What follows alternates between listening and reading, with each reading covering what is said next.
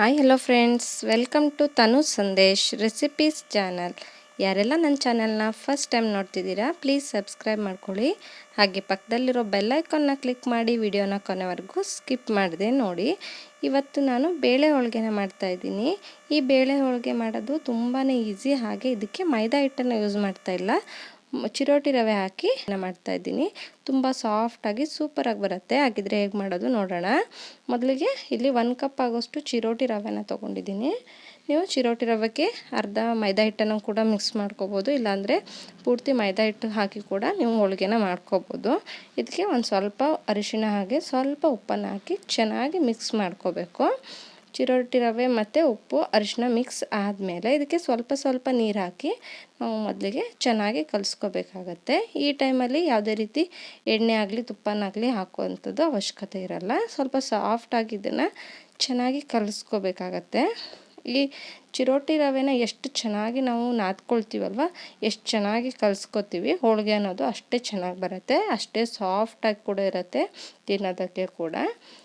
ಇವಾಗ ಸ್ವಲ್ಪ ಸಾಫ್ಟಾಗಿ ನೀರು ಹಾಕಿ ಕಲಸಿದಾದ್ಮೇಲೆ ಸ್ವಲ್ಪ ಸ್ವಲ್ಪ ಎಣ್ಣೆನ ಹಾಕಿ ಚೆನ್ನಾಗಿ ಕಲಿಸ್ಕೋಬೇಕು. ನಿಮ್ಗೆ ಎಷ್ಟು ಸಾಧ್ಯನೋ ಅಷ್ಟು ಚೆನ್ನಾಗಿ ಇದನ್ನು ನಾದ್ಕೋಬೇಕಾಗತ್ತೆ. ಮಿನಿಮಮ್ ಒಂದು 10-15 ನಿಮಿಷ ಇದನ್ನು ಚೆನ್ನಾಗಿ ಈ ಥರ ಮಧ್ಯ ಮಧ್ಯ ಎಣ್ಣೆನ ಸೇರಿಸ್ಕೋತಾ ಚೆನ್ನಾಗಿ ನಾದ್ಕೋಬೇಕು. ಆವಾಗ ಇಲ್ಲಿ ಚಿರೋಟಿ ರವೆ ಕೂಡ ಸಾಫ್ಟ್ ಆಗುತ್ತೆ, ಹೋಳಿಗೆ ಅನ್ನೋದು ಕೂಡ ಅಷ್ಟೇ ಚೆನ್ನಾಗಿ ಬರುತ್ತೆ. ನೋಡ್ತಾ ಇದ್ದೀರಲ್ವ, ನಿಮ್ಮ ಕೈಯಲ್ಲಿ ಎಷ್ಟು ಸಾಧ್ಯ ಆಗುತ್ತೋ ಅಷ್ಟು ಚೆನ್ನಾಗಿ ಇದನ್ನು ಈ ಥರ ನಾದ್ಕೋಬೇಕು. ಸ್ವಲ್ಪ ಸಾಫ್ಟಾಗಿ ಇಡಬೇಕು. ಇದು ಚೆನ್ನಾಗಿ ಅರಳಿಕೊಂಡು ಕರೆಕ್ಟಾಗಿ ಇಟ್ಟು ರೆಡಿ ಆಗುತ್ತೆ. ನೋಡ್ತಾ ಇದ್ದೀರಲ್ವ, ಇಷ್ಟು ಸಾಫ್ಟಾಗಿದೆ. ಇಷ್ಟು ಆದಮೇಲೆ ಮೇಲ್ಗಡೆಯಿಂದ ಸ್ವಲ್ಪ ಎಣ್ಣೆನ ಹಾಕಿ ಒಂದು 10 ಅದನ್ನು ಹಾಗೆ ಇಡ್ತಾಯಿದ್ದೀನಿ.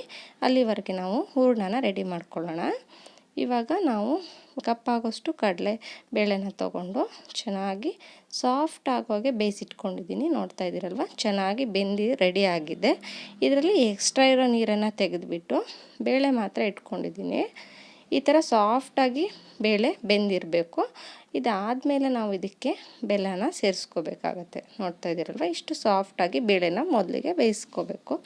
ಇವಾಗ 1 ಕಪ್ ಆಗೋಷ್ಟು ಬೇಳೆಗೆ 1 ಕಪ್ ಆಗೋಷ್ಟು ಬೆಲ್ಲನ ತೊಗೊಳ್ತಾ ಇದ್ದೀನಿ. ಸ್ವೀಟ್ ಕಮ್ಮಿ ತಿನ್ನೋರಿದ್ರೆ ಸ್ವಲ್ಪ ಕಡಿಮೆ ಮಾಡ್ಕೋಬೋದು. 1 ಕಪ್ಗೆ 1 ಕಪ್ಪು ಸರಿಯಾಗಿ ಬರುತ್ತೆ ಸ್ವೀಟ್ ಕೂಡ. ಇವಾಗ ಸ್ವಲ್ಪ ಲೋ ಫ್ಲೇಮಲ್ಲಿ ಇಟ್ಕೊಂಡು ಗ್ಯಾಸನ್ನು ಇದನ್ನು ಬೇಯಿಸ್ಕೋಬೇಕು. ಈ ಬೆಲ್ಲ ಎಲ್ಲ ಕರಗಿ ಗಟ್ಟಿ ಆಗಬೇಕು, ಅಲ್ಲಿವರೆಗೆ ನಾವು ಇದನ್ನು ಚೆನ್ನಾಗಿ ಬೇಯಿಸ್ಕೋಬೇಕಾಗತ್ತೆ. ನೋಡ್ತಾ ಇದ್ದೀರಲ್ವ, ಚೆನ್ನಾಗಿ ಕುದಿ ಬರ್ತಾಯಿದೆ. ಒಂದು 5 ನಿಮಿಷ ಇದು ಚೆನ್ನಾಗಿ ಈ ಥರ ತಿರ್ಸ್ಕೋತಾ ಇದ್ದರೆ ಈ ಹೂರಣ ಕೂಡ ರೆಡಿ ಆಗುತ್ತೆ. ಮಧ್ಯೆ ಮಧ್ಯೆ ಈ ಥರ ಕೈ ಆಡಿಸಿಲ್ಲ ಅಂದರೆ ತಳ ಹಿಡಿಯೋ ಚಾನ್ಸಸ್ ಇರುತ್ತೆ. ಸೊ ಇದು ರೆಡಿಯಾಗಿದೆ. ಇದನ್ನು ಸಂಪೂರ್ಣವಾಗಿ ತಣ್ಣಗಾಗೋಕ್ಕೆ ಬಿಡ್ತಾ ಇದ್ದೀನಿ. ಇದು ಕ್ಲೀನಾಗಿ ಬೆಂದು ರೆಡಿ ಆದಮೇಲೆ ಇದನ್ನು ನಾವು ಗ್ರೈಂಡ್ ಮಾಡಿ ಹೂರಣನ ರೆಡಿ ಮಾಡ್ಕೋಬೇಕು. ಇವಾಗ ಇದು ರೆಡಿಯಾಗಿದೆ. ಇದನ್ನು ಸ್ವಲ್ಪ ಸ್ವಲ್ಪ ಮಿಕ್ಸಿ ಜಾರಿಗೆ ಹಾಕ್ಕೊಂಡು ಜೊತೆಗೆ ಸ್ವಲ್ಪ ಏಲಕ್ಕಿನ ಕೂಡ ಹಾಕಿ ಸಾಫ್ಟಾಗಿ ಇದನ್ನು ಗ್ರೈಂಡ್ ಮಾಡಿ ತಕ್ಕೋಬೇಕಾಗತ್ತೆ. ಎಲ್ಲದನ್ನು ನಾನು ಸ್ವಲ್ಪ ಸ್ವಲ್ಪ ಬ್ಯಾಚ್ ವೈಸ್ ಮಾಡಿ ಈ ಥರ ರೆಡಿ ಮಾಡಿ ಇಟ್ಕೊಂಡಿದ್ದೀನಿ. ನೋಡ್ತಾ ಇದ್ದೀರಲ್ವ, ಎಷ್ಟು ಸಾಫ್ಟಾಗಿ ಹೂರಣ ಕೂಡ ರೆಡಿಯಾಗಿದೆ. ಈ ಹೋಳಿಗೆನ ಮಾಡೋದಕ್ಕೆ ಒಬ್ಬರೇ ಕೂಡ ಮಾಡ್ಕೋಬೋದು ಈಸಿಯಾಗಿ. ಈ ಥರ ಹೂರಣನ ಫಸ್ಟು ರೆಡಿ ಮಾಡಿಕೊಂಡು ಈ ಥರ ಉಂಡೆಗಳನ್ನ ತೆಗೆದು ರೆಡಿ ಮಾಡಿ ಇಟ್ಕೊಬಿಡಬೇಕು. ಆವಾಗ ಇಬ್ಬರೇ ಕೂಡ ಮಾಡೋದಕ್ಕೆ. ಇವಾಗ ಹೂರಣ ಕೂಡ ರೆಡಿಯಾಗಿದೆ. ಇಲ್ಲಿ ನಾನು ತೊಗೊಂಡಿರೋ ಕ್ವಾಂಟಿಟಿಗೆ ಒಂದು 20 ಹೋಳಿಗೆ ಆಗುತ್ತೆ. ನೋಡ್ತಾ ಇದ್ದೀರಲ್ವ, ಈ ಕಣಕ ಅನ್ನೋದು ಕೂಡ ಎಷ್ಟು ಸಾಫ್ಟಾಗಿ ರೆಡಿಯಾಗಿದೆ ಅಂತ. ಇದನ್ನು ಕೂಡ ಸೇಮ್ ಉಂಡೆಗಳಾಗಿ ತೆಗೆದಿಟ್ಕೋಬೇಕು. 2 ಈಕ್ವಲ್ ಸೈಜಲ್ಲಿ ತೊಗೊಂಡ್ರೆ ನಮ್ಗೆ ಹೋಳಿಗೆ ತಟ್ಟೋದಕ್ಕೆ ತುಂಬ ಚೆನ್ನಾಗಿರುತ್ತೆ. ಮೊದಲಿಗೆ ಕಣಕನ ತೊಗೊಂಡು ಕೈಯಲ್ಲಿ ಈ ಥರ ಚೆನ್ನಾಗಿ ಎಣ್ಣೆ ಹಾಕಿ ಪ್ರೆಸ್ ಮಾಡ್ಕೋಬೇಕು. ಸ್ವಲ್ಪ ದೊಡ್ಡದಾದಮೇಲೆ ಈ ಹೂರಣನ ಕೂಡ ಮಧ್ಯದಲ್ಲಿಟ್ಟು ಇದನ್ನು ನೀಟಾಗಿ ಕವರ್ ಮಾಡಬೇಕು. ನಾರ್ಮಲಾಗಿ ನಾವು ಕಾಯಿ ಹೋಳಿಗೆ ಮಾಡಬೇಕಾದ್ರೆ ಎಲ್ಲ ಮಾಡ್ತೀವಲ್ವ, ಅದೇ ಥರನೇ ಈ ಮೈದಾ ಹಿಟ್ಟು ಹಾಕಿ ನಾವು ಹೋಳಿಗೆ ಮಾಡಬೇಕಾದ್ರೆ ಯಾವ ಥರ ಇದನ್ನು ಕವರ್ ಮಾಡ್ತೀವಿ, ಇದೇ ಥರ ನೀಟಾಗಿ ಕವರ್ ಮಾಡಬೇಕು. ಆವಾಗ ಹೋಳಿಗೆದು ಹೂರಣ ಹೊರಗೆ ಬರಲ್ಲ, ಚೆನ್ನಾಗಿ ಹೋಳಿಗೆ ಕೂಡ ತಟ್ಕೊಳ್ಳೋಕ್ಕೆ ಬರುತ್ತೆ. ನೋಡ್ತಾ ಇದ್ದೀರಲ್ವ, ಈ ಥರ ನೀಟಾಗಿ ಕವರ್ ಮಾಡಿ ತಿರ್ಸ್ಕೊಂಡ್ರೆ ರೆಡಿ ಆಗುತ್ತೆ. ಇಷ್ಟೇ ಮಾಡಿ ಇವಾಗ ಒಬ್ಬರೇ ಎಲ್ಲನೂ ಮಾಡಬೇಕಾದಾಗ ಈ ಥರ ಒಂದು 3-4 ಉಂಡೆಗಳನ್ನು ರೆಡಿ ಮಾಡಿ ಇಟ್ಕೊಂಡಾಗ ನಮಗೆ ಬೇಯಿಸೋದಕ್ಕೆ ಕೂಡ ಈಸಿ ಆಗುತ್ತೆ. ಸೊ ಇದು ನಾನು ಒಂದು 5 ರೆಡಿ ಮಾಡಿ ಇಟ್ಕೊಂಡಿದ್ದೀನಿ. ಇಲ್ಲಿ ಒಂದು ಪ್ಲಾಸ್ಟಿಕ್ ಶೀಟನ್ನು ತೊಗೊಂಡು ಹೋಳಿಗೆನ ತಟ್ಕೊಳ್ತಾ ಇದ್ದೀನಿ. ಬಟರ್ ಪೇಪರ್ ಇದ್ದರೆ ನೀವು ಅದರಲ್ಲೂ ಕೂಡ ಮಾಡ್ಕೋಬೋದು. ಹಾಗೆ ಚಪಾತಿ ಉಜ್ಜೋ ಈ ಲಟ್ಟಣಿಗೆ ಕೂಡ ಸ್ವಲ್ಪ ಎಣ್ಣೆನ ಸೇರಿಕೊಂಡು ಈ ಥರ ತಿರುಗಿಸ್ಕೊಳ್ತಾ ಹೋಗಬೇಕು. ನಮಗೆ ಹೋಳಿಗೆ ಅನ್ನೋದು ಎಷ್ಟು ದೊಡ್ಡದಾಗಿ ಬೇಕಲ್ವ ಅಷ್ಟು ದೊಡ್ಡದಾಗಿ ನೀವು ತೆಳ್ಳಗೆ ಬೇಕಾದರೆ ತೆಳ್ಳಗೆ, ಸ್ವಲ್ಪ ದಪ್ಪ ಬೇಕಿದ್ರೆ ದಪ್ಪದಾಗಿ ಚೆನ್ನಾಗಿ ಹೋಳಿಗೆನ ತಟ್ಕೋಬೋದು. ನೋಡ್ತಾ ಇದ್ದೀರಲ್ವ ಎಷ್ಟು ಈಸಿಯಾಗಿ ಹೋಳಿಗೆ ಅನ್ನೋದು ರೆಡಿ ಆಗಿದೆ ಅಂತ.